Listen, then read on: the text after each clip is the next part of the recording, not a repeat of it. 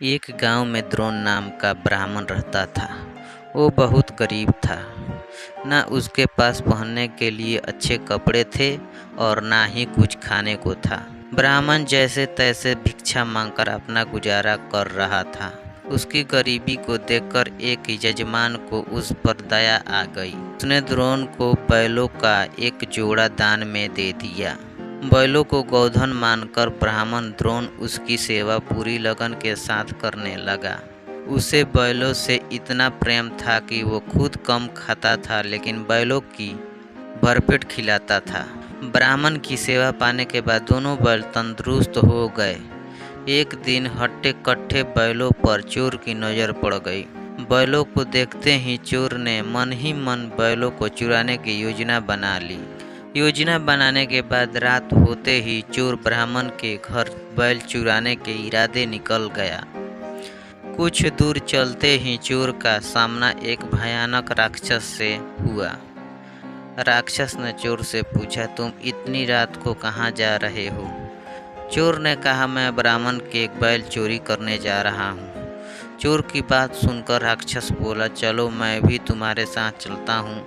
मैं कई दिनों से भूखा हूँ। मैं उस ब्राह्मण को खाकर अपनी भूख शांत करूँगा और तुम उसके बैल ले जाना। चोर के मन में हुआ कि रास्ते के लिए एक साथी हो जाएगा तो इसे साथ ले जाने में कोई बुराई नहीं है। ये सोचकर चोर अपने साथ राक्षस को साथ लेकर ब्राह्मण के घर पहुंचा। ब्राह्मण के घर पहुंचकर राक्षस बोला, पहले मैं ब्राह्मण को खा लेता हूं, उसके बाद तुम बैल चुरा लेना। चोर ने कहा, नहीं, पहले मैं चुराऊंगा, उसके बाद तुम ब्राह्मण को खाना। अगर तुम्हारे आक्रमण से ब्राह्मण जाग गया तो मैं बैल चुरा नहीं पाऊंगा। फिर राक्षस बोला, जब तुम बैल खोलोगे तो उसकी आवाज़ से भी ब्राह्मण जाकर अपनी रक्षा कर सकता है। मैं इस चक्कर में भूखा रह जाऊंगा। राक्षस और चोर दोनों इसी तरह बहस करते रहे। एक दूसरे की बात मानने को उनमें से कोई तैयार नहीं था। उसी बीच राक्षस और चोर की आवाज़ सुनकर ब्राह्मण जग गया। ब्राह्मण को जागा देखकर जल्दी से चोर बोला, हे ब्राह्मण, देखो ये राक्षस आपको खाने आया है, लेकिन मैंने इससे आपको बचा लिया। इसने कई बार आपको खाने की कोशिश भी की, पर मैंने ऐसा होने नहीं दिया।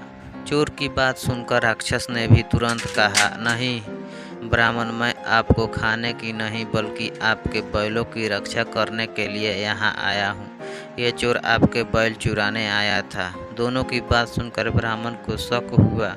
खतरे को भांपते हुए ब्राह्मण ने फटाफट डंडा उठाया और दोनों को भगा दिया। कहानी से सीख, हमें हमेशा परिस्थिति के अनुसार काम करना चाहिए।